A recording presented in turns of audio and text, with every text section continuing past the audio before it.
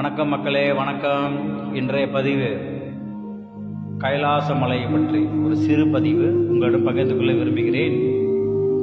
Okay, குத்துவிளக்கு வடிவில் அழகாக நம்ம தோற்றமளிக்கும் கைலாச மலை என்றும் நமது இந்துக்களின் சாம்ராஜ்யம்.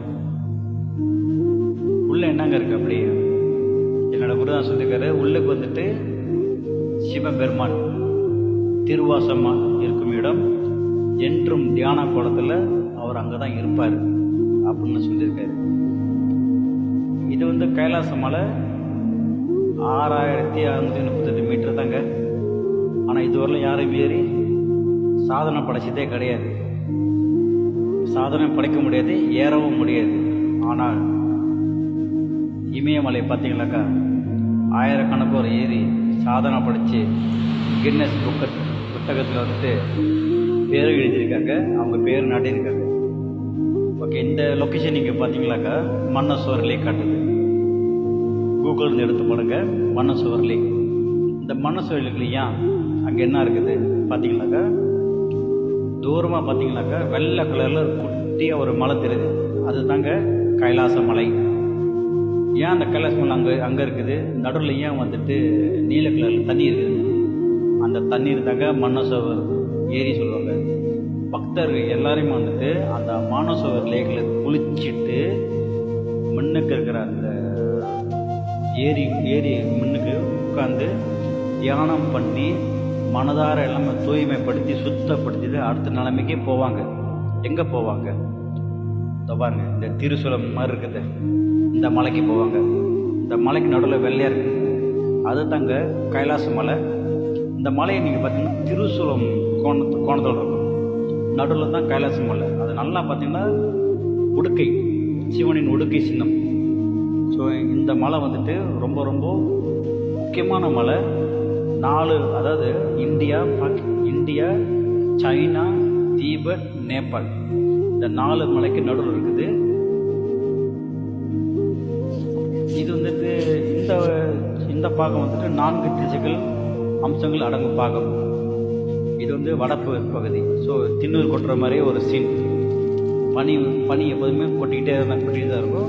ஸோ அதில் பக்கம் நெற்றிக்கணும் திண்ணூர் கொட்டுற மாதிரி இருக்கும். இது வந்து கிழக்கு பகுதிங்க. கிழக்கு பகுதி வந்து இது வடக்கு பகுதி இருக்கிற மாதிரி பனி கொட்டிகிட்டே இருக்கும். இது வந்து தெற்கு பகுதி.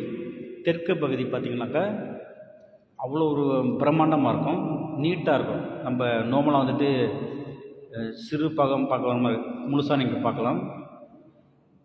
இது 4:30 மணிக்கு எடுத்த படம். 4:30 மணிக்கு படம் இந்த மாதிரி தான் காட்சி அளிப்பார். விடிகால் 4:30 மணிக்கு சூரிய ஒளி படுற பொறுத்து அவ்வளோ ஒரு அழகாக இருக்கும், தங்கம் ஜொலிக்குமே அந்த மாதிரி ஒரு காட்சி. இது 4:30 மணிலேருந்து 5:30 மணிலேருந்து காட்டும். இதுதான் தெற்கு பகுதி. நீங்கள் பார்க்கலாம், 2 மலைக்கு நடுவில் வந்துட்டு செங்குத்தாக இருப்பார், பிரமை சைஸில் பிரமை வடிவில் இருப்பார், கைலாச மலை. ஸோ இந்த மலை வந்து அவ்வளோ அழகாக இருக்கும் பார்க்குறதுக்கு. 9 மணிலேருந்து 3 மணி வரலாம் அவ்வளோ அழகாக இருப்பாங்க. அங்கே நல்ல வெதர் இருந்துச்சுனாக்கா காட்சிகள் இப்படி தாங்க இருக்கும். ஸோ முழுசாக பார்த்தோன்னா தூரமாக முழுசாக பார்த்தா இதே காட்சி தான். இது வந்துட்டு தெற்கு திசை. ஸோ அங்கே யார் கைலாச மலை யார் போகணுன்னு ஆசைப்பட்டீங்களாக்கா போகலாம். செலவு கொஞ்சம் கூடையாக இருக்கும், அதை பற்றி கவலைப்படாதீங்க. அங்கே போனீங்களாக்கா மன அமைதி, நீங்கள் பிறந்த பலன் அடைவீர்கள். ஸோ யார் போகணுமோ சம்மந்தப்பட்ட தொடர்பு கொண்டு அந்தந்த ட்ராவல் ஏஜென்சி கூட போகலாம். முக்கியமான விஷயம், அங்கே வந்துட்டு கைலாச மலைக்கு போனாக்கா -7, -8, -10 இந்த வெதருக்குள்ளே தான் இருக்கும். போடுறப்போ கரெக்டான உடைகள்லாம் எடுத்துகிட்டு போங்க. ஸோ இந்த வீடியோ இந்த சிறு பகுதி உங்கள் கூட ஷேர் பண்ணியிருக்கிறேன். ஸோ ரொம்ப பெருமையாக இருக்குது. ஸோ நன்றி, வணக்கம்.